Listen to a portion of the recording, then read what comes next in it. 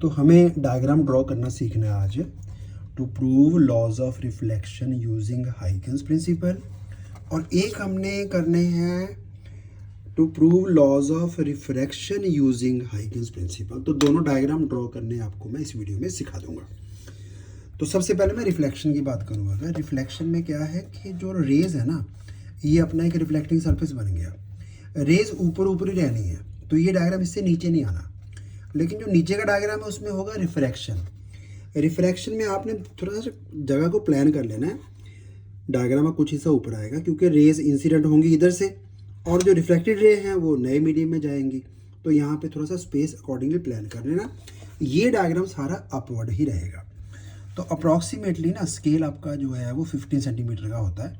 ये almost notebook का ही page है।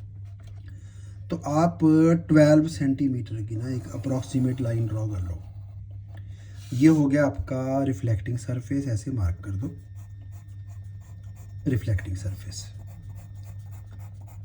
उसके लिए आपने स्लांट लाइंस ड्रॉ कर दी है। अब आपको यहाँ पे 2 पॉइंट चूज करने हैं जहाँ पे आपने इंसिडेंट रेज दिखानी है। उनका डिस्टेंस अप्रॉक्सीमेटली 7 to 8 सेंटीमीटर करना। मैंने 7 कर दिया है। अब आपने ड्रॉ करने यहाँ पे नॉर्मल्स। तो अगर आपके पास ये वाला सेट स्क्वायर है ना, यही है बेस्ट वन। नॉर्मल ड्रॉ करने का तरीका, बस इसको बेटा इस पॉइंट पे ले आओ, बस बन गया नॉर्मल। इधर भी ऐसे ही। तो ये थोड़ा सा यहाँ पे ना घिस चुका है। अगर आपके वाला शार्प है तो एग्जैक्टली इसी पॉइंट पे रख लो, अदरवाइज थोड़ा सा नीचे डिस्प्लेस करके ना ये आपका 90 का एंगल बन गया। ये बन गया क्योंकि जो एंगल ऑफ इंसिडेंस और एंगल ऑफ रिफ्लेक्शन है वो नॉर्मल के साथ बनने हैं। अब जो अगले एंगल्स हैं वो ड्रॉ करने थोड़े से आसान हैं। ये जो सेट स्क्वायर है ना, इसमें ये एंगल होता है 90 हमने यूज़ कर लिया। ये होता 30 डिग्री का और ये होता 60 डिग्री का। तो मुझे जो रेज हैं वो अप्रॉक्सीमेटली यहाँ पे 30 के एंगल पे लानी है। अगेन ये कॉर्नर थोड़ा सा घिसा हुआ है, कोई बात नहीं है। तो हम थोड़ा सा इसको इधर डिस्प्लेस कर लेते हैं। ये वाली लाइन आप रिफ्लेक्टिंग सरफेस से मैच कर लो। ये लाइन ऐसे ड्रॉ करोगे ना, ये पक्का जो है वो 30 के एंगल पे होगी। मुझे ये वाला एंगल 30 चाहिए अप्रॉक्सीमेटली। बाकी अंदाजे से बना सकते हो, वो भी बेटर है, कोई प्रॉब्लम नहीं है। ये वाला एंगल जो है हमें 30 का चाहिए। तो 30 बन गया। और इसके पैरेलल एक लाइन आपको यहाँ भी ड्रॉ करनी है। हमने 2 दिखानी है इंसिडेंट रेज, एक ये आ गई, एक मुझे यहाँ पे पहुँचानी है। तो again in the same manner. तो ये थोड़ा सा घिसा हुआ इसका कॉर्नर अंदाजे से बोले तो यहाँ पे आएगा। तो ये आपकी इंसिडेंट रे आप ड्रॉ कर लो। आगे स्केल से कंटिन्यू कर लेना। ये लो, होप क्लियर हो गया होगा। ये आपकी इंसिडेंट रेज हो गई। अब जो रिफ्लेक्टेड वेव फ्रंट है होगा क्या, थोड़ा इसको और आगे एक्सटेंड करना पड़ेगा। लो जी। अब एक ना वेव फ्रंट जो है वो ऊपर से चलता आ रहा है रिफ्लेक्टिंग सरफेस की तरफ को। तो ये हम ऑलरेडी डिस्कस कर चुके हैं कि जो वेव फ्रंट है ना वो रेस को राइट एंगल पे होता है, और पैरेलल रेस का जो वेव फ्रंट है वो होगा प्लेन वेव फ्रंट। तो मैंने ये प्लेन वेव फ्रंट, वो भी अगेन एक राइट एंगल ड्रॉ करना पड़ेगा। तो वो ऐसे बना लो और इसको ज्वाइन कर दो दूसरी साइड पे। तो एक प्लेन वेव फ्रंट जो है ना वो ऐसे मूव करता हुआ यहाँ पे आ रहा है। तो ऑब्वियस है वो पॉइंट ए पे तो पहले पहुंच जाएगा। ये एक वेव फ्रंट है ए बी।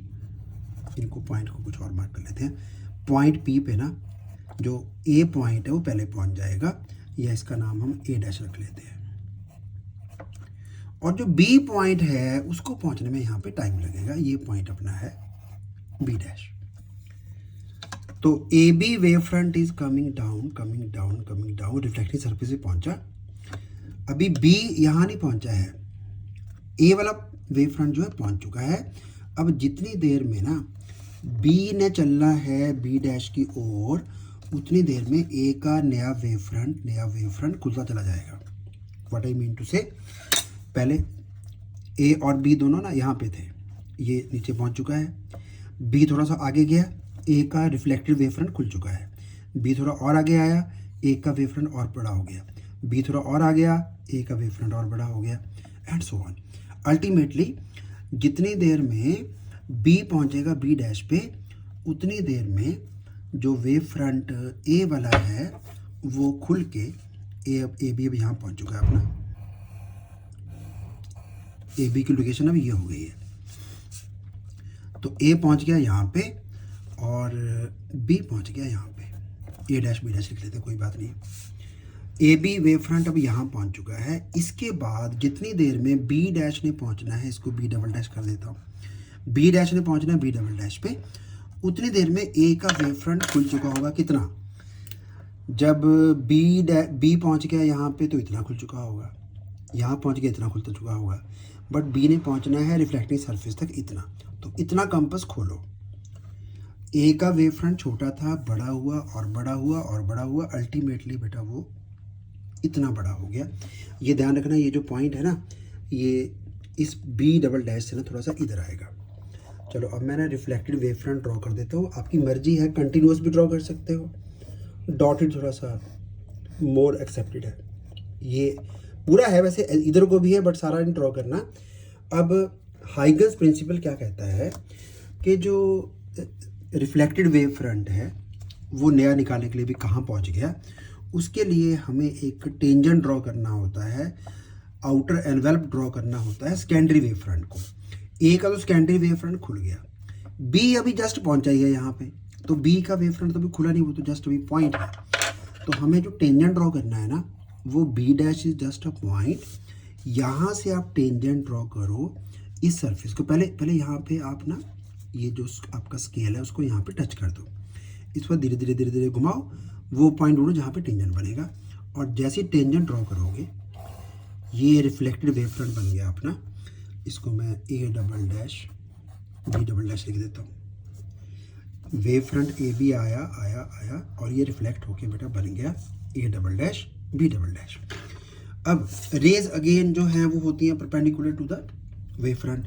ये रिफ्लेक्टेड वेव फ्रंट है, रेज इसको आप परपेंडिकुलर ड्रॉ करोगे। वैसे तो देखो सिंपल सी बात है, ये टेंजेंट है, टेंजेंट को रेडियस वैसे ही परपेंडिकुलर होती है, तो इसको पॉइंट को ज्वाइन कर दोगे इसके साथ ना, तो ये है रेडियस ही है, but radius is perpendicular to tangent, तो ये जो रेज ऑफ लाइट है ना वो ऑटोमेटिकली परपेंडिकुलर हो गई वेव फ्रंट के।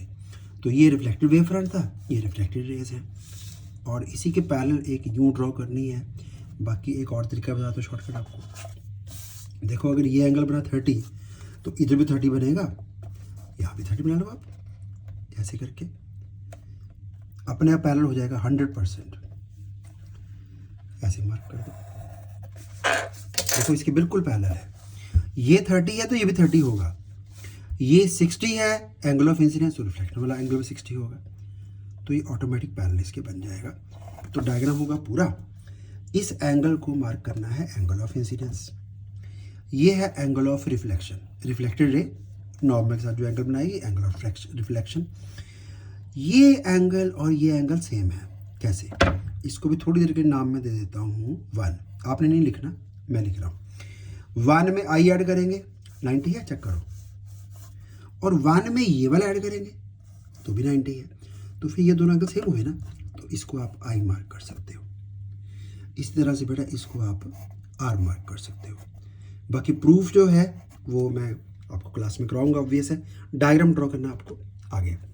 अब चलते हैं लॉज ऑफ रिफ्रैक्शन पे।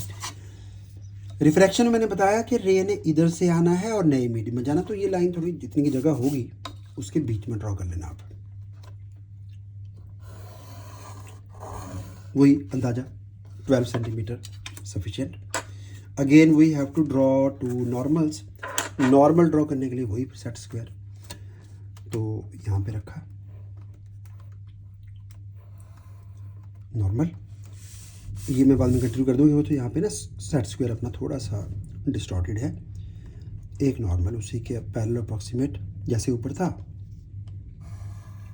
नॉर्मल बन गए। अब अगेन जैसे पहले बता रहा था मैं, 30 के एंगल पे सेट स्क्वायर रखना। 30 वाला एंगल है ना, आपको प्रॉब्लम नहीं आएगी। ये दोनों ट्रायंगल्स अगर आपकी सेम बन गई है ना, ऊपर वाली, ऊपर चेक करो जरा, ये दोनों ट्रायंगल अगर सेम साइज़ के बन गए, दैट मीन्स आपका डायग्राम परफेक्ट है। यहाँ पे ट्रायंगल्स मैच नहीं होंगे, यहाँ पे कुछ और मैं बताता हूँ। अगेन ये एंगल आपने 30 का बनाना है, तो अप्रॉक्सीमेट अपना जो कॉर्नर है वो यहाँ करके आएगा। चलिए ये अपनी इंसिडेंट रे हो गई। सेम वे यहाँ भी मार्क कर लेते हैं, कॉर्नर यहाँ बनेगा समवेयर। तो ये एंगल है ही 30 का, तो दोनों 30 के हो गए, तो 100% रेज पैरेलल ही दिखेंगी आपकी। टीचर ने ना आपका जो डायग्राम है ना उसी को देख के जज कर लेना आपको कि आपका नॉलेज कैसा है। ये थोड़ा सा फर्क पड़ रहा है। चलो ये दो आपकी इंसिडेंट रेज होगी। अगेन इसको बोलेंगे एंगल ऑफ इंसिडेंस। इस बार क्या है, मीडियम हो गया चेंज। तो जो वेव फ्रंट ए बी आ रहा था ना ऐसे, मैं भी मार्क कर देता हूँ। ये एंगल 90 बनाना है, लो जी सही कर लेते हैं, कोई बात नहीं। इस एंगल को हमने 90 रखना है, 90 बन गया। तो ये अपना इंसिडेंट वेव फ्रंट है, वही जो ए बी पहले आ रहा था ना, वो ए बी अब यहाँ पे पहुँच चुका है। तो बी ने जितनी देर में पहुँचना है ना बी डैश पे। अब इस पे पंगा क्या है इस बार, ये मीडियम है लेटर से एयर। एयर में लाइट की स्पीड होती है ज़्यादा, लेटर से उसको V1 मार्क कर लेते हैं। और जो नया मीडियम है, मैं इसको डॉटेड दिखा देता हूँ, लेटर से ये ग्लास है।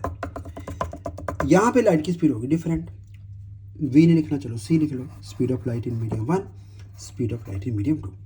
बट यहाँ पे क्या होगा, इस बार जो C2 है लेटर से वो C1 से छोटा है, यानी यहाँ पे लाइट की स्पीड उतनी नहीं है। यहाँ पे क्या हुआ, पिछले वाले डायग्राम में रे को एयर से आके एयर में ही जाना था, तो दोनों का मीडियम सेम ही था, तो स्पीड ऑफ लाइट चेंज नहीं हुई।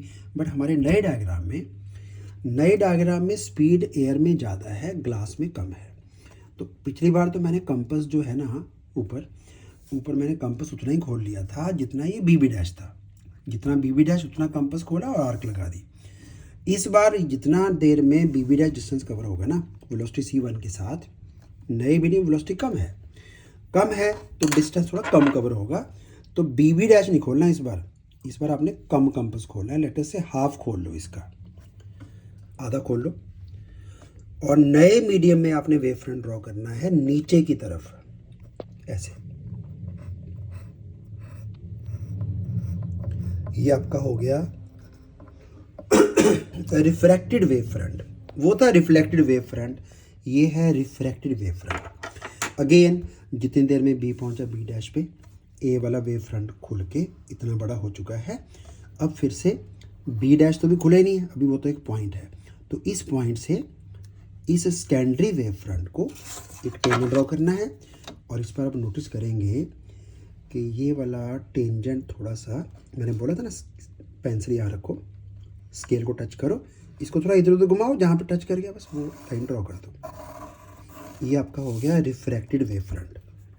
अगेन ड्रॉ रेडियस अपने आप जो है वो नॉर्मल हो ही जाएगी, तो ये एंगल 90 बन जाएगा अपने आप। अब आपने नोटिस किया रेज बेंड हो गई है। अब इसके पैरेलल आपको एक रे यहाँ पे ड्रॉ करनी है, अप्रॉक्सीमेट बना लो, कोई चक्कर नहीं है। तो अप्रॉक्सीमेटली पैरेलल दिख रहा है। तो इस बार आपने नोटिस किया कि रेज जो है वो पहले ऐसे आ रही थी, बेंड हो गई, रे ऐसे आ रही थी, बेंड होगी। और रिफ्लेक्शन में बेंडिंग होती है।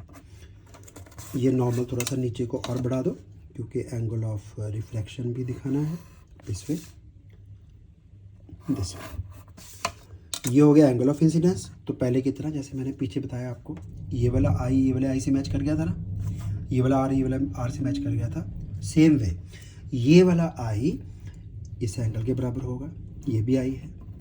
And for the same reason ये एंगल ऑफ रिफ्रैक्शन है, इस एंगल आर में ये वाला एंगल ऐड करो, चेक करो टोटल 90 है। इस एंगल में ये वाला एंगल ऐड करो, टोटल 90 आ रहा है।